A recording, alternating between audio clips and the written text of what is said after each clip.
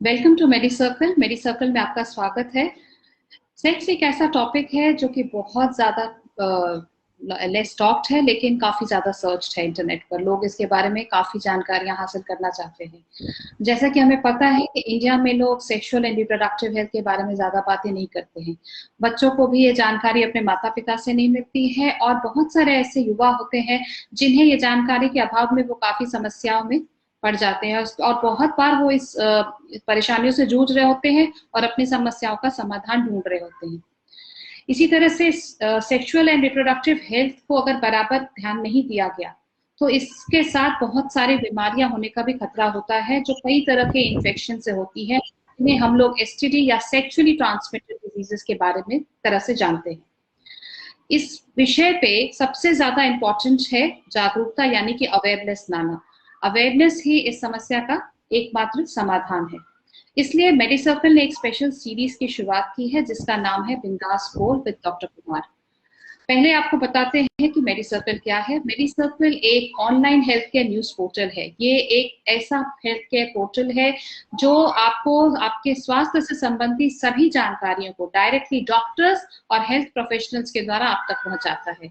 यह news portal Bharat में काफी प्रसिद्ध हो चुका है और इसकी पहुंच 6 मिलियन से भी अधिक लोगों तक है। इसके डेली 10,000 से भी ज्यादा यूनिक विजिटर्स है, और मेडी सर्कल हर दिन ये कोशिश कर रहा है कि ज्यादा से ज्यादा डॉक्टर्स, हेल्थ केयर एक्सपर्ट्स को अपने पैनल पर शामिल कर सके, और इसी तरह के कठिन और ऐसे टॉपिक्स को उठा सके जिस पर लोग जनरली इंफॉर्मेशन नेट पे ढूंढ रहे होते हैं, लेकिन कई बार ये इंफॉर्मेशन रिलायबल सोर्सेस से नहीं होने के बाद कारण उस पे भरोसा करना और उस पे भरोसा करके उसके किसी भी सेल्फ मेडिकेशन को अपनाना काफी खतरनाक साबित हो सकता है।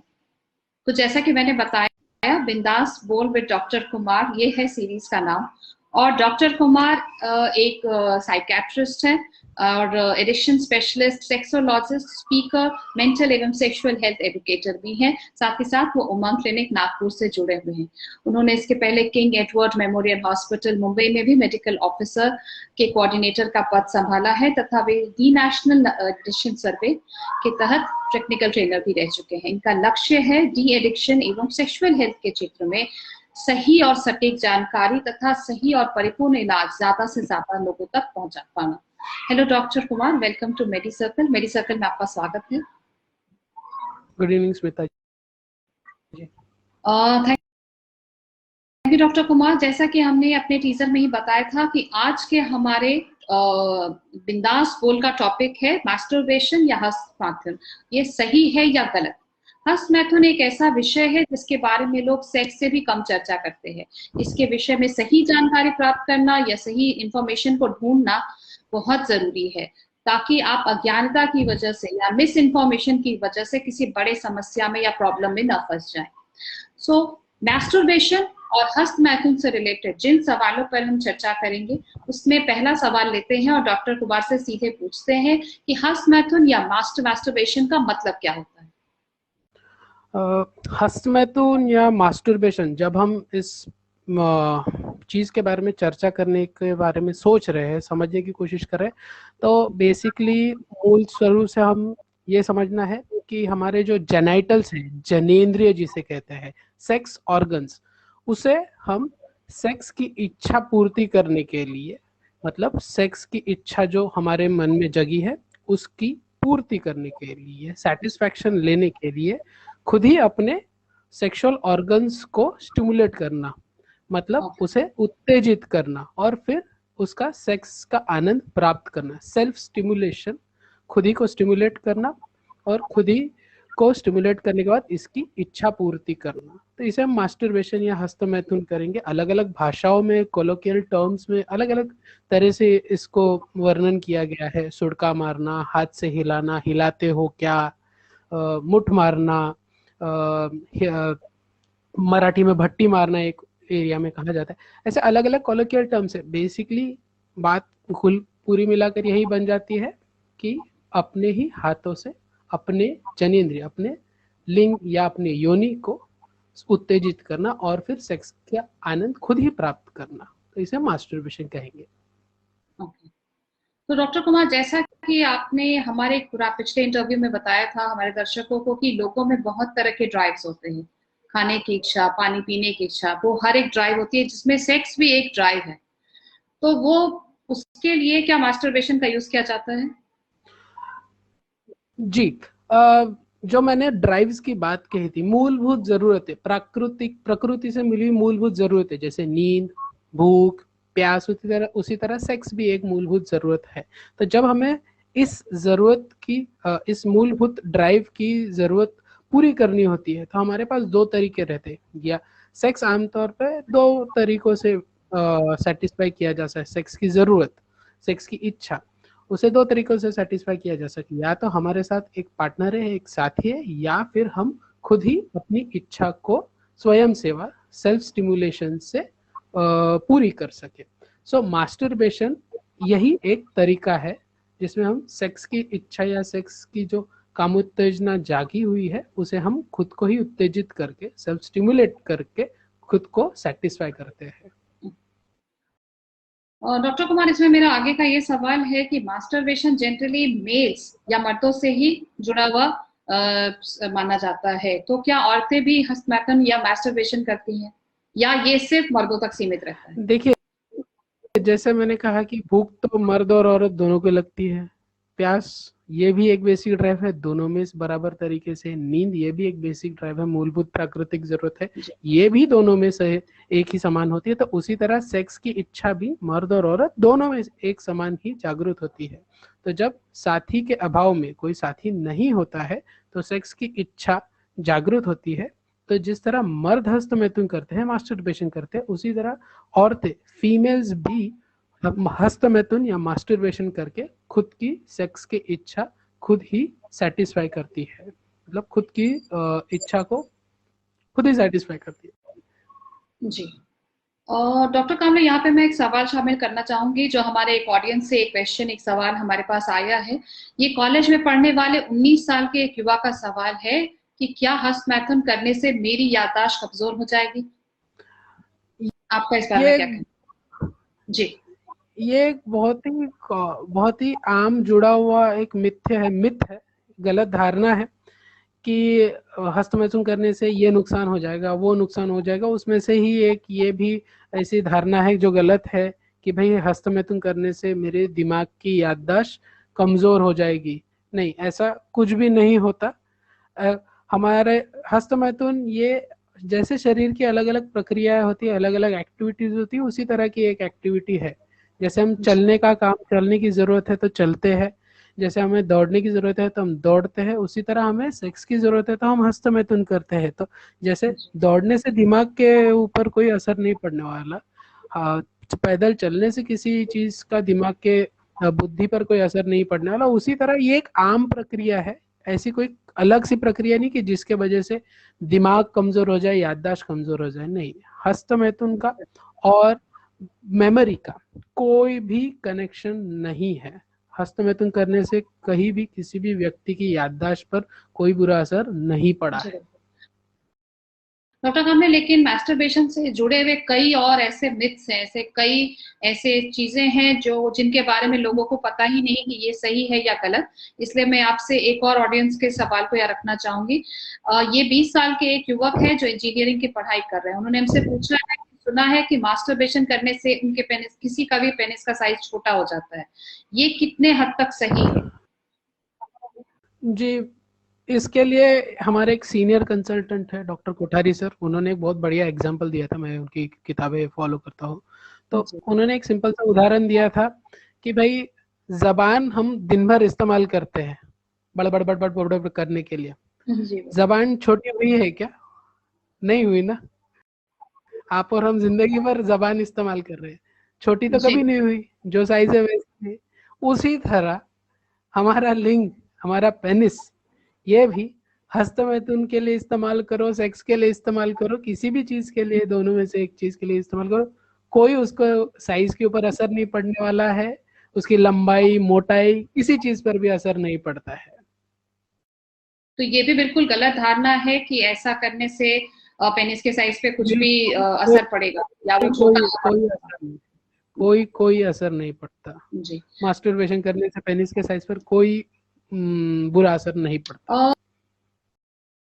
डॉक्टर कामले, आपसे हम जानना चाहेंगे कि अगर जैसे आपने हमें बताया कि मास्टरबेशन भी एक मूलभूत ड्राइव है, मतलब एक जीवन के जैसे भूख लगना, प्यास लगना, नींद आना, जिस तरह की मूलभूत आवश्यकताएं हैं, उसी तरह से मास्टरबेशन भी एक मूलभूत आवश्यकता है, एक बेसिक ड्राइव है जिसको मर्द और औरत सेटिस्फाई करने के लिए मास्टरबेशन का इस्तेमाल करते हैं। अभी मेरा आपसे ये सवाल है डॉक्टर कामले कि अगर ऐसा है, ये अगर एक मूलभूत आवश्यकता है, तो हस्तमैथुन या मास्टरबेशन करना सही है या गलत? जी, सेक्स ये मूलभूत एक जरूरत है, सेक्स ये मूलभूत ड्राइव है। उसको जाहिर करने का तरीका ये अलग अलग तरीके से है। या तो हम खुद के जरिए जाहिर करते हैं तो वो मास्टरबेशन होता है, या हम साथी के साथ जाहिर करते हैं तो वो सेक्स होता है। तो इसे जाहिर करने का तरीका मास्टरबेशन अगर होता है तो वो किसी भी तरह गलत नहीं माना गया है। इससे किसी का नुकसान नहीं हो रहा है, ना आपका हो रहा है ना किसी का हो रहा है। ये एक मूलभूत जरूरत है, जैसे हम बार बार दोहरा रहे हैं, सेक्स ये एक मूलभूत जरूरत है। भूख जैसे लगती है, प्यास जैसे लगती है, नींद की जैसी जरूरत होती है, तो उसी तरह सेक्स भी एक मूलभूत जरूरत है और उसको जाहिर करने के तरीके अलग अलग है। उसमें से मास्टरबेशन ये एक तरीका है। तो मास्टरबेट करना किसी भी तरह से गलत नहीं है। ये बिल्कुल प्रकृति ने दिया हुआ हमारे लिए एक जरूरत प्राप्त कर, हमारी जो सेक्स की जरूरत है उसे प्राप्त करना, उसे उसकी ड्राइव जो जरूरत निर्माण हुई है उसको पूरी तरह से डिजायर को सेटिस्फाई करने के हिसाब से मास्टरबेशन कोई भी गलत तरीका नहीं है, बिल्कुल सही तरीका है। डॉक्टर कामले, इसमें मेरा एक और ये सवाल है कि अगर कुछ लोग जो ऐसा सोचते हैं, जो जैसे बहुत सारे मिथ्स और गलत धारणाएं लोगों के बीच है कि ऐसा करने से उनके साइज, पेनिस का साइज छोटा हो सकता है, या उन्हें याददाश्त की कमी हो सकती है, या उनका शरीर में और प्रॉब्लम्स आ सकते हैं, तो जो लोग इस ड्राइव को शांत नहीं करते, वो किसी के नुकसान, वो किसी तरह के नुकसान या किसी से परेशानी में आ सकते हैं, अगर ये करना गलत नहीं है तो? जी, अगर गलत धारणाओं के चलते हुए हम इस ड्राइव को दबा के रखें तो ये जो धारणाएं है ये हमारे विचारों पर हावी हो सकती है, गलत धारणाएं। और उसके वजह से देखिए, ड्राइव को दबा के रखने से कोई फर्क नहीं पड़ने वाला। अल्टीमेटली वो एक ड्राइव है, जरूरत है, मूलभूत जरूरत है, वो कभी ना कभी स्वाभाविक तौर से उभर कर आएगी ही।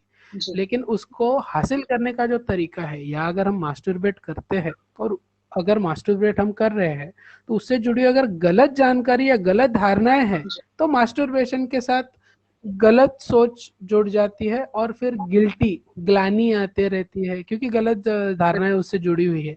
तो सही जानकारी अगर इसके बारे में हम लोगों तक पहुंचा सके तो एक सिंपल सा मूलभूत संदेश हमारे ये समझ में आ जाता है लोगों की भाई मास्टरबेशन या हस्तमैथुन करना बिल्कुल गलत नहीं है, और उससे जुड़ी हुई सही जानकारी लोगों तक पहुंच जाती है।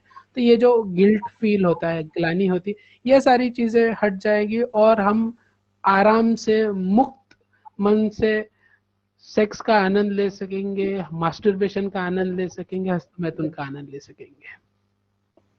तो चलते चलते डॉक्टर कामले, दो और सवाल लेते हैं जो हमारे ऑडियंस ने हमें भेजा है। पहला सवाल 35 साल के एक शादीशुदा व्यक्ति ने पूछा है कि क्या जवानी के दौरान या शुरुआत में जब उन्होंने मास्टरबेशन किया था, जिससे करने से पेनिस के हार्डनेस में शादी के बाद कमी आने लगेगी क्या? नहीं, आप शादी के पहले भी हस्तमैथुन कर सकते हैं, शादी के बाद भी हस्तमैथुन कर सकते हैं। उम्र जब तक जिंदा है तब तक हस्तमैथुन कर सकते हैं। इससे आपके लिंग के तनाव पर कोई असर नहीं पड़ता। सेक्स की जब इच्छा जागृत होती है तो आप या तो एक किसी साथी के साथ करते हो या तो खुद से हस्तमैथुन करते हो। दोनों भी सिनारियों में, दोनों भी चीजों में आपके लिंग के तनाव पर कोई भी असर नहीं पड़ता है। हाँ, जैसे जैसे आपकी उम्र बढ़ते जाती है लिंग के तनाव की जो फ्रीक्वेंसी है उसमें बदलाव आते जाता है, लेकिन इसका मतलब इसका जो कनेक्शन है वो हस्तमैथुन से कहीं भी नहीं है। आखिरी सवाल पूछना था, बिकॉज ये हमारे एक ऑडियंस का सवाल था कि 20 वर्षीय एक युवा जो है वो एक सवाल पूछ रहे हैं डॉक्टर कुमार कामले से कि हस्तमैथुन या मास्टरबेशन की वजह से शरीर से जो वीर्य या स्पर्म्स निकलता है, क्या उसके शरीर को कोई उससे नुकसान हो सकता है, या क्योंकि ये स्पर्म्स या वीर्य बहुत ही बहुमूल्य पदार्थ है, बहुत ही प्रेशियस है और इसे बर्बाद नहीं करना चाहिए, इस बात में कहाँ तक सच्चाई है? जी डॉक्टर कामले।